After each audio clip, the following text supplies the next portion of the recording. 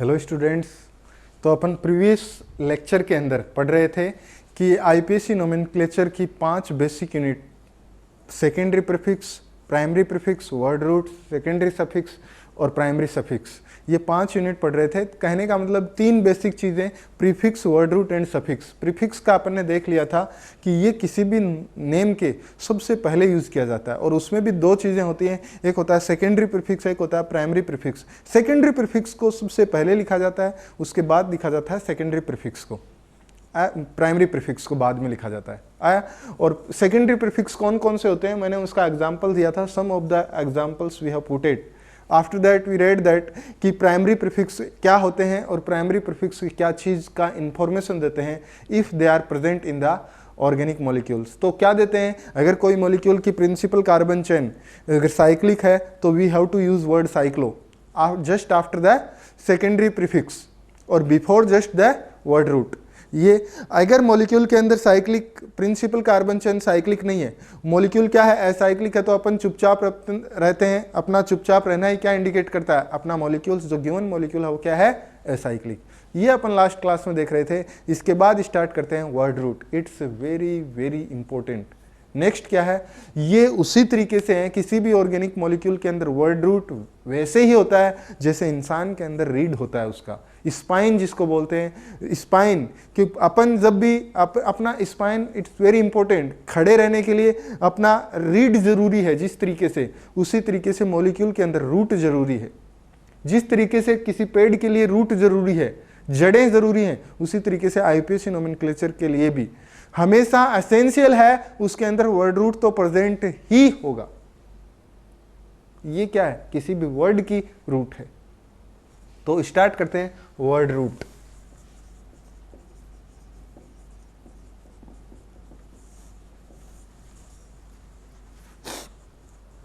देखिए, word root किसी भी कंपाउंड के अंदर क्या इंफॉर्मेशन देता है, कंपाउंड के अंदर प्रेजेंट कार्बन चेन, कंपाउंड के अंदर प्रिंसिपल कार्बन चेन के अंदर प्रेजेंट कार्बन की इंफॉर्मेशन हमेशा कौन देता है, word root.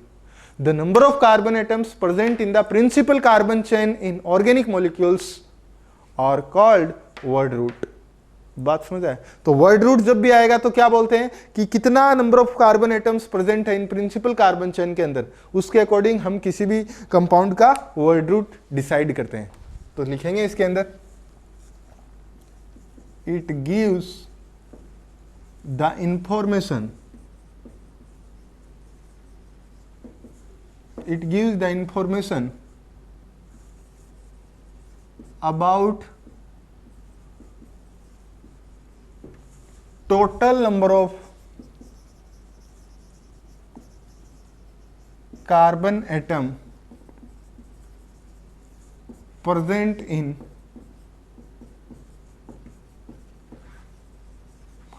principal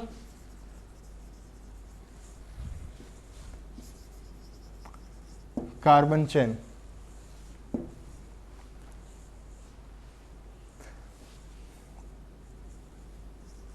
it is essential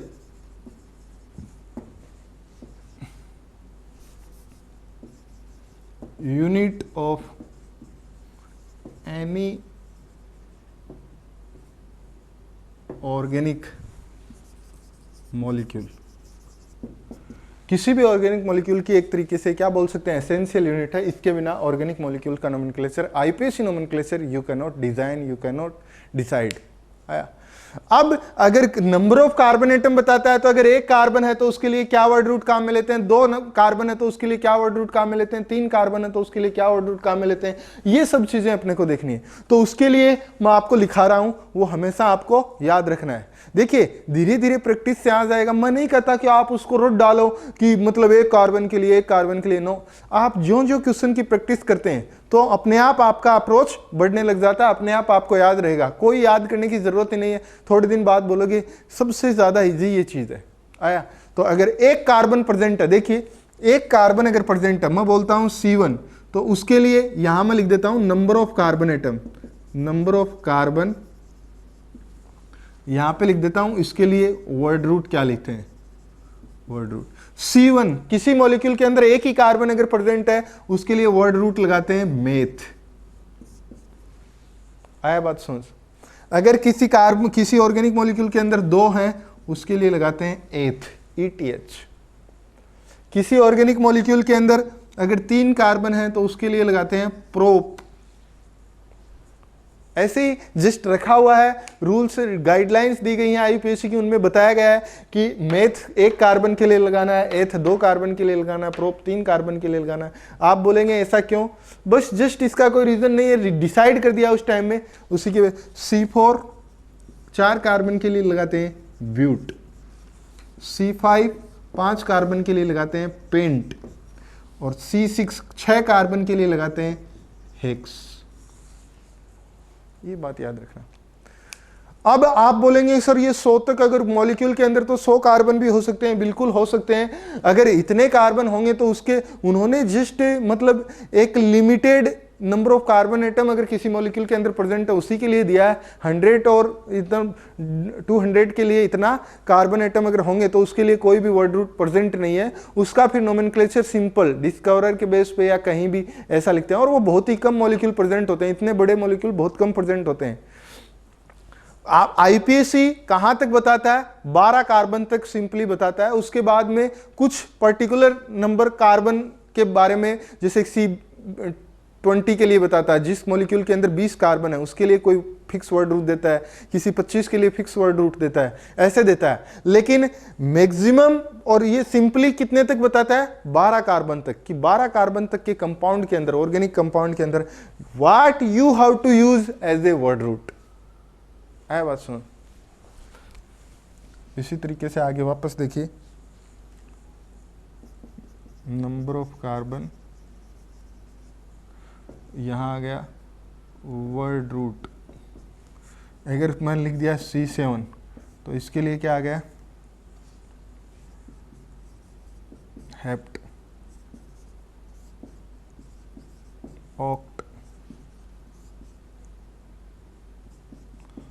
C9 के लिए आ गया नॉन, C10 के लिए आ गया डेक, C11 के लिए आ गया डोडेक, C12 के लिए आ गया अंडेक, डोडेक और C12 के लिए आ गया अंडेक। ये बात है। ये थोड़ा सा यू हैव टू पे the particular attention on this. C11 और C12 बेसिकली बुक्स के अंदर C10 तक दिए होते हैं, लेकिन 11 और 12 तक के कार्बन एटम भी आ जाएं आईपीएसी नोमेनक्लेचर के अंदर तो आप यूज करेंगे उसके लिए डोडेक और अंडेक वर्ड रूट। ये याद रखना, ये होते हैं वर्ड रूट। क्या इंफॉर्मेशन देते हैं कि कितने कार्बन एटम आपकी प्रिंसिपल कार्बन चेन के अंदर प्रेजेंट है। प्रिंसिपल कार्बन चेन किसको बोलते हैं वो आगे देखेंगे। प्रिंसिपल कार्बन चेन को कभी कभी मेन कार्बन चेन भी बोला जाता है। आया बात समझ? इसके बाद देखते हैं अपन सफिक्स। सफिक्स क्या होते हैं? सफिक्स देखिए नाम से पता लगता है, it always used after the word root. Suffix हमेशा किसी भी वर्ड रूट के बाद में लगते हैं। सफिक्स कितने तरीके के होते हैं ये अपन ने इससे प्रीवियस लेक्चर के अंदर पढ़ा था। 2 तरीके के होते हैं, प्राइमरी सफिक्स और सेकेंडरी सफिक्स। तो मैं वही लिख रहा हूं, प्राइमरी सफिक्स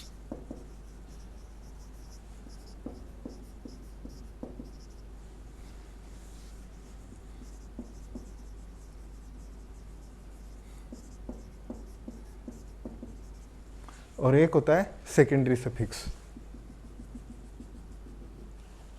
और प्राइमरी सफिक्स क्या इंफॉर्मेशन देता है किसी भी आईपीएसी नोमेनक्लेचर के अंदर? सेकेंडरी सफिक्स क्या इंफॉर्मेशन देता है किसी भी आईपीएसी नोमेनक्लेचर के अंदर? वो देखते हैं। देखिए, it is also one of the component, one of the unit in IUPAC nomenclature which is essentially present.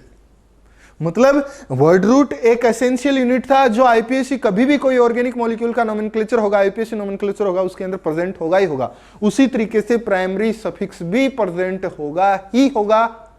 Secondary suffix present हो या ना हो जरूरी नहीं है, लेकिन ये हमेशा प्रेजेंट होगा।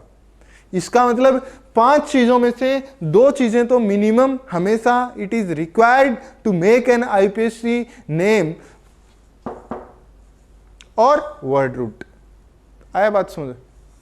तो यही देखेंगे प्राइमरी सफिक्स के लिए होते क्या है, क्या बताते हैं कंपाउंड के अंदर? देखिए प्राइमरी सफिक्स क्या बताता है, कार्बन कार्बन के बीच में प्रेजेंट बॉन्डिंग के बारे में इंफॉर्मेशन कौन देता है? Primary suffix. If multiple bonds are present और the single bonds are present in between the carbon in principal carbon chain. If it is the multiple bonds, the organic chain will be known as a unsaturated chain. If the single bond is present in the whole principal carbon chain, the whole carbon chain is known as a saturated carbon chain. तो simply मैं ये कह सकता हूं कि primary suffix information देता है molecule saturated है या अनसेचुरेटेड। तो वो ही लिख रहा हूं, it gives the information about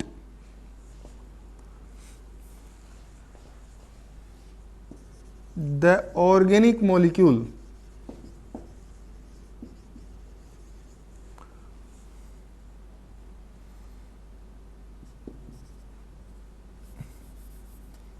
is saturated or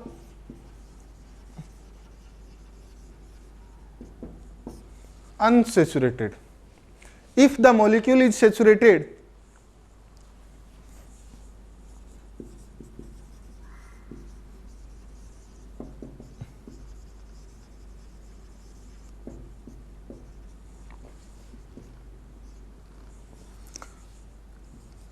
in principal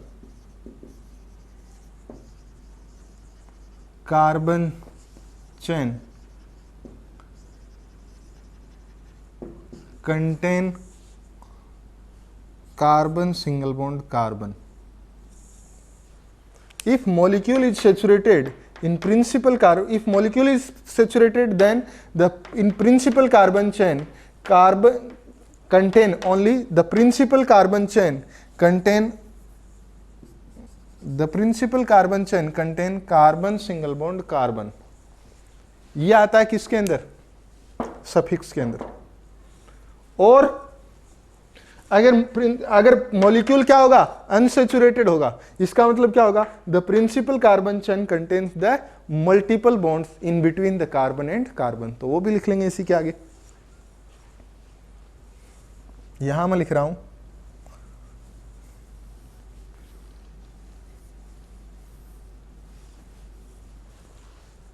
if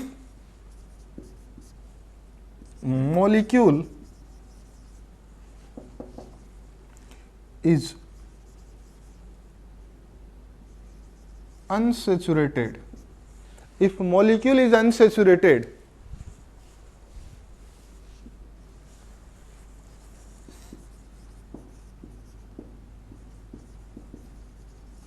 the principal carbon chain contains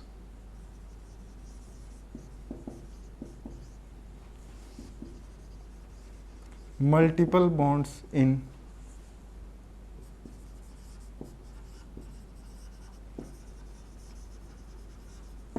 between carbons।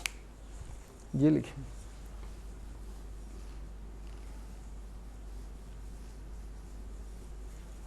क्या लिखा है? वापस से मैं रिपीट करता हूं, if the molecule is unsaturated the principal carbon chain contains multiple bond in between the carbon. अगर कोई बोले कि मॉलिक्यूल अनसेचुरेटेड है, इसका मतलब अब आप समझ जाना इस कंपाउंड के अंदर जो ऑर्गेनिक चेन है, उस ऑर्गेनिक चेन के अंदर कहीं ना कहीं मल्टीपल बॉन्ड्स प्रेजेंट है। मल्टीपल बॉन्ड्स क्या क्या हो सकते हैं? There can be a double bond, there can be a triple bond, but single bond नहीं होगा। मतलब कहने सिंगल बॉन्ड होंगे लेकिन there will be a minimum presence of a single bond और डबल बॉन्ड और ट्रिपल बॉन्ड।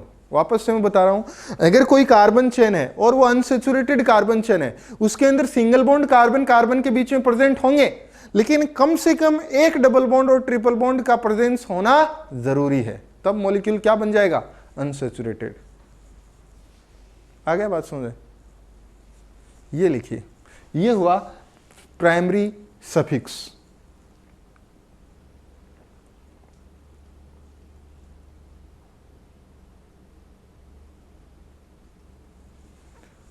यहां पे एक चीज और लिख लेना, मल्टीपल बॉन्ड्स कैन बी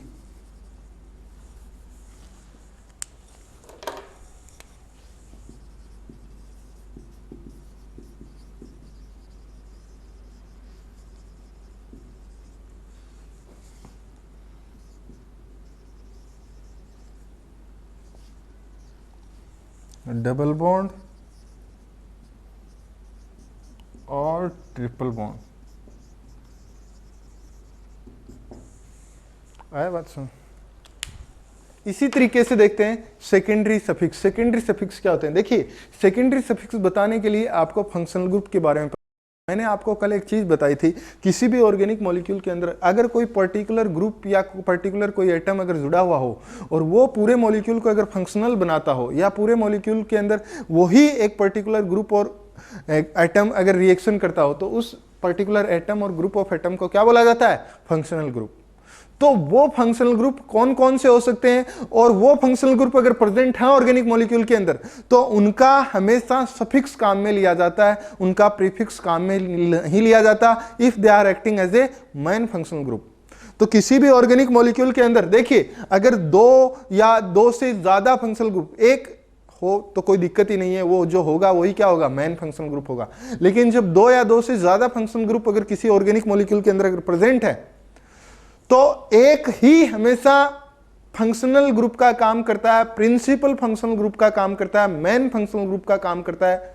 बाकी सारे क्या करते हैं? सेकेंडरी फंक्शनल ग्रुप का काम करते हैं, एज ए प्रीफिक्स ट्रीट किए जाते हैं, एज ए सब्सटेंट ट्रीट किए जाते हैं। तो और जो मेन फंक्शनल ग्रुप होता है उसी का हमेशा क्या लिया जाता है? Secondary suffix. आया बात समझे? तो वो किससे डिसाइड करते हैं कि ये अगर दो फंक्शनल ग्रुप हैं तो इसमें मेन फंक्शनल ग्रुप ये है या ये सेकेंडरी है? वो एक टेबल होती है जिसको बोलते हैं ऑर्गेनिक केमिस्ट्री के अंदर functional group priority table. Functional group priority table decide करती है कौन सा मॉलिक्यूल की प्रायोरिटी पहले आएगी, कौन से मॉलिक्यूल की प्रायोरिटी बाद में आएगी।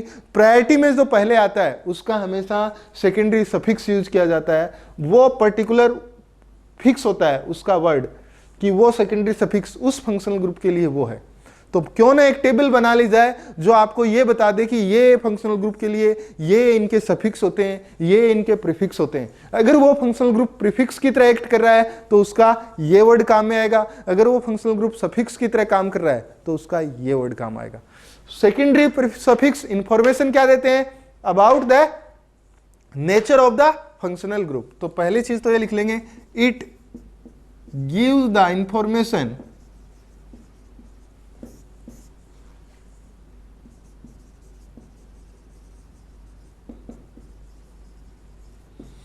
gives the information about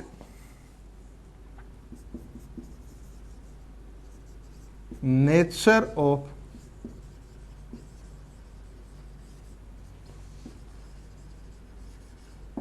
functional group. क्या इंफॉर्मेशन देता है? इंफॉर्मेशन देता है फंक्शनल ग्रुप की नेचर की इंफॉर्मेशन देता है। आया बात सुने? और वो फंक्शनल ग्रुप कौन कौन से हो सकते हैं? एग्जाम्पल में लिखता हूं, वैसे तो अपने को पूरी टेबल ही बनाना है, एग्जाम्पल में लिखेंगे C double bond OH carboxylic acid, ketone, aldehyde, cyanide, isocyanide, amine, alcohol etcetera. है बात सुनो, ऐसे ये हुए सेकेंडरी सफिक्स।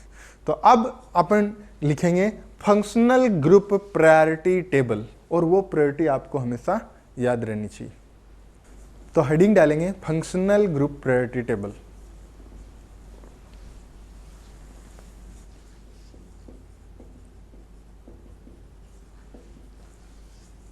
तो देखिए फंक्शनल ग्रुप प्रायोरिटी टेबल के अंदर अपन देखेंगे कौन कौन से फंक्शनल ग्रुप पहले टॉप प्रायोरिटी पे आते हैं, उसके बाद कौन से फंक्शनल ग्रुप जो है वो लेस प्रायोरिटी पे आते हैं। सबसे पहले हमेशा टॉप प्रायोरिटी पे आता है carboxylic acid, C double bond OOH functionality. आया बात समझे?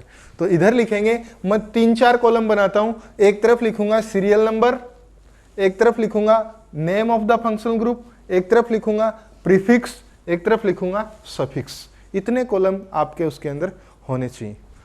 तो ये एस नंबर, सीरियल नंबर, इसको इधर लिख लेना थोड़ा, सीरियल नंबर।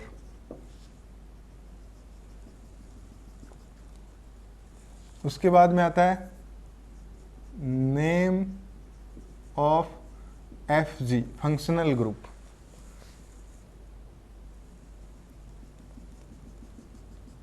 उसके बाद फॉर्मूला, केमिस्ट्री के अंदर उसका क्या फॉर्मूला है वो देखेंगे, क्योंकि वो भी पता होना चाहिए ना, हर बार नाम तो नहीं लिख के देता वो। उसके बाद पढ़ेंगे उसका प्रीफिक्स,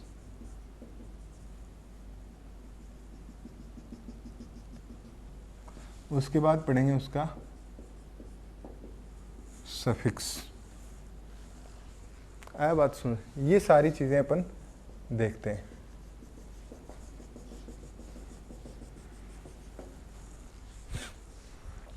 देखिए सीरियल नंबर, सबसे पहले आता है कार्बोक्सिलिक एसिड। इसका फॉर्मूला होता है C++OOH, और इसको आपको ऐसा भी लिखा हुआ मिल सकता है। ये क्या लगाता हूं मैं इधर ऐसे, ये मतलब कार्बन की 4 वैलेंसी होती हैं, 3 वैलेंसी डबल बॉन्ड O और इस O से सेटिस्फाइड है, 1 वैलेंसी फ्री है, तो वो मैं हमेशा दिखाता हूं ऐसे। इसका प्रीफिक्स कोई भी नहीं होता, आप समझ लीजिए, इसका प्रीफिक्स प्रेजेंट नहीं होगा। इसका सफिक्स क्या होगा? Oic acid. आया बात समझे? ओइक एसिड इसका सफिक्स लगाते हैं। देखिए इसका प्रीफिक्स क्यों प्रेजेंट होगा? जब यही टॉप प्रायोरिटी पे है तो it will always be present as a secondary suffix in the molecule. It will always be act as a functional group in the molecule. आया बात समझ? लेकिन थोड़े दिन बाद मैं ये भी बोलूंगा कि इस C++OH का प्रीफिक्स भी यूज करते हैं, और वो प्रीफिक्स होता है कार्बोक्सिलिक एसिड। तो वो सम पर्टिकुलर सर्कमस्टेंसेस, या मैं बोलूं पर्टिकुलर केसेस के अंदर ही पढ़ते हैं, जब बहुत सारे फंक्शनल ग्रुप प्रेजेंट हों तो किसी को भी नहीं ट्रीट किया जाता है एज ए फंक्शनल ग्रुप, सबको सब्स्टिट्यूएंट ही ट्रीट किया जाता है। वो अलग कंडीशन है, वो आगे आएंगे तो मैं बता दूंगा। For the time being you understand that there is no prefix for the C++OH। आया बात सुन? सेकंड पे पढ़ते हैं सल्फोनिक एसिड, S++OOSO3H, और इसको ऐसा भी लिखते हैं SO3H। S++O++OOH, SO3H। इसका सफिक्स क्या होता है? इसका भी प्रीफिक्स छोड़ दीजिए, क्या प्रीफिक्स, इसका सफिक्स क्या होता है?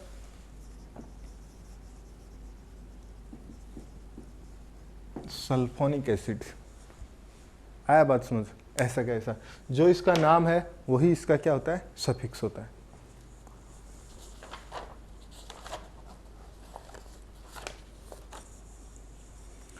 तीसरा है एनहाइड्राइड।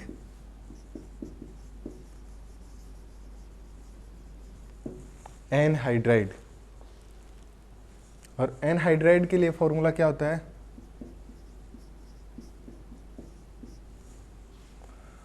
इसके लिए प्रीफिक्स क्या होता है?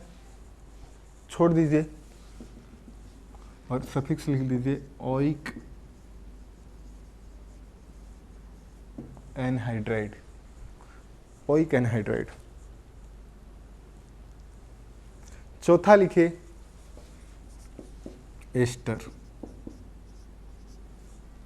एस्टर का फॉर्मूला लिखिए C++OO, और यहां प्रेजेंट होगा R।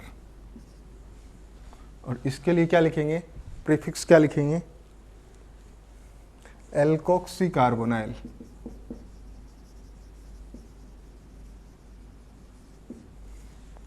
और सफिक्स क्या लिखेंगे इसके लिए? O8।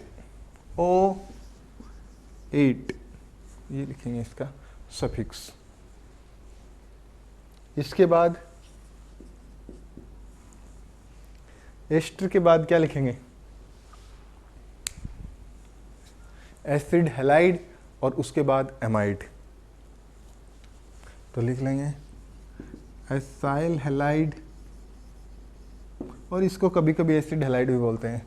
इसका लिख देंगे C डबल बॉन्ड OX, और इसका प्रीफिक्स क्या यूज करते हैं? हेलोफॉर्माइल।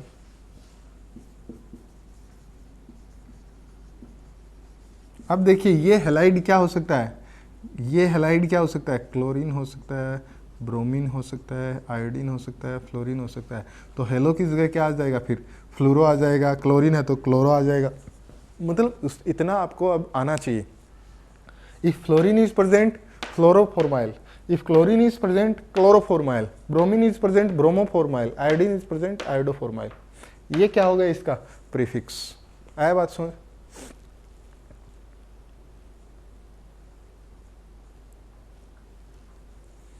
और ये सफिक्स में क्या होगा इसका? Oil halide. ऑयल, इसका डायरेक्ट लिख लीजिए ऑयल, ऑयल हैलाइड। आया बात सुने? इसके बाद आता है प्रायोरिटी पे, 6 प्रायोरिटी पे आता है एमाइड। और एमाइड का फॉर्मूला क्या होता है? C double bond ONH2। और इसके लिए प्रीफिक्स क्या लगाते हैं एमाइड के लिए? कार्बमोइल।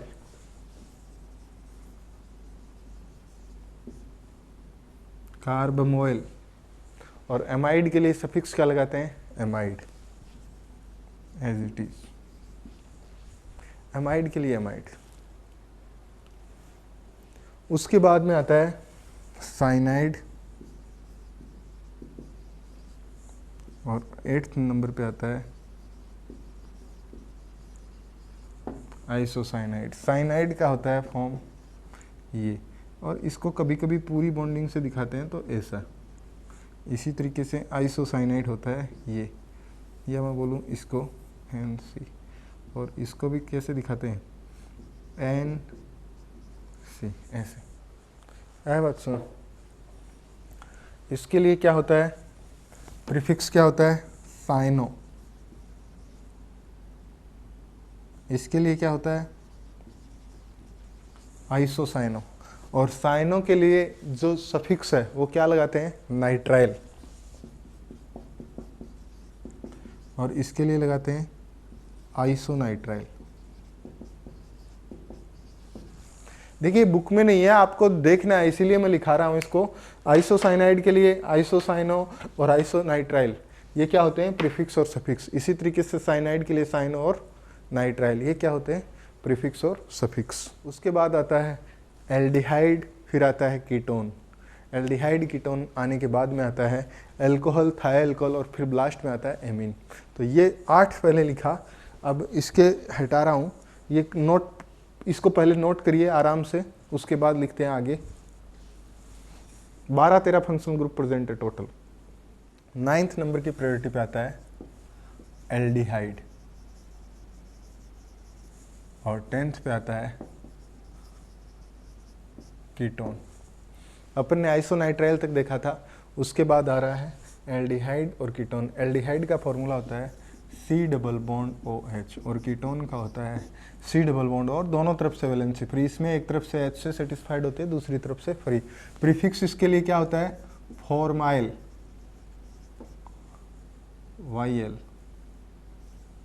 और इसके लिए क्या होता है? कीटो और ऑक्सो। और सफिक्स इसका क्या होता है? एल्डिहाइड का सफिक्स क्या होता है? L, AL, ये लगाते हैं। ऑल नहीं है, AL, ऐसे समझ लेना, अलग अलग। और इसके लिए क्या लगाते हैं? कीटोन के लिए ONE, ऑन। आया बात सुन रहे हमेशा। कीटोन के बाद आता है अल्कोहल, 11 नंबर पे अल्कोहल। 12 नंबर पे आता है थायो अल्कोहल।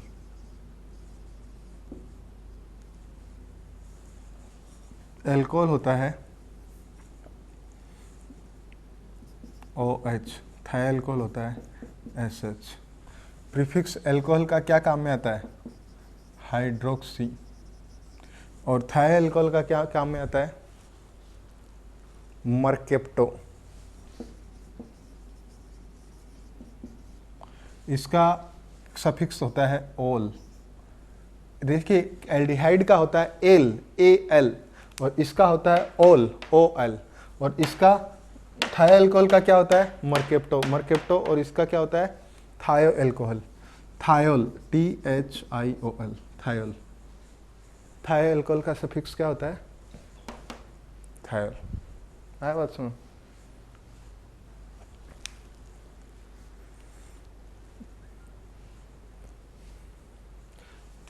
थर्टीन पे होता है इसके बाद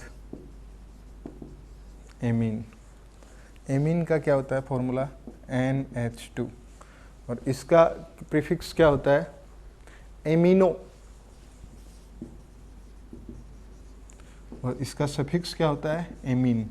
जिस तरीके से एमाइड का नाम भी वही होता है, उसी तरीके से एमाइड का सफिक्स वही होता है। जिस तरीके से सल्फोनिक एसिड का नाम होता है, उसी तरीके से उसका सफिक्स भी सल्फोनिक एसिड। उस तरीके से एमीन का भी नाम, प्रीफिक्स खुद का नाम एमीन ही होता है और उसका सफिक्स भी क्या होता है? एमीन ही होता है। बाकी सारे फंक्शनल ग्रुप में अलग है, लेकिन इन 3-4 के अंदर सेम होता है सफिक्स और उसका नाम। ये हुआ फंक्शनल ग्रुप प्रायोरिटी टेबल के अंदर आते हैं ये फंक्शनल ग्रुप्स। इन कंपाउंड्स का तो ये टेबल यहीं पे ख़त्म करिए। 13 जो फंक्शनल ग्रुप्स हैं इनको आप यहाँ तक बना लीजिए।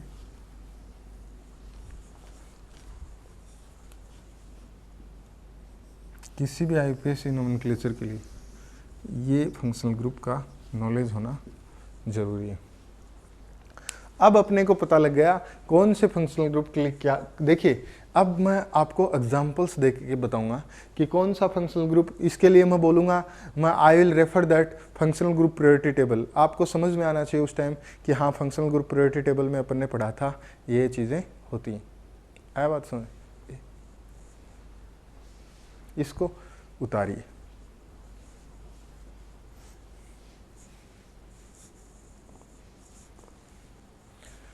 तो आज के इस लेक्चर में इतना ख़त्म करते हैं। इसके बाद आगे स्टार्ट करते हैं। कल से अपन एग्जांपल्स पढ़ेंगे। सबसे पहले स्टार्ट करेंगे ओपन चेन कंपाउंड्स का। ओपन चेन कंपाउंड्स का, स्ट्रेट चेन कंपाउंड्स का, या मैं बोलूँ एसाइक्लिक कंपाउंड्स का नोमेनक्लेचर किस तरीके से उनके लिए काम में लेते हैं। ठीक है, ओके।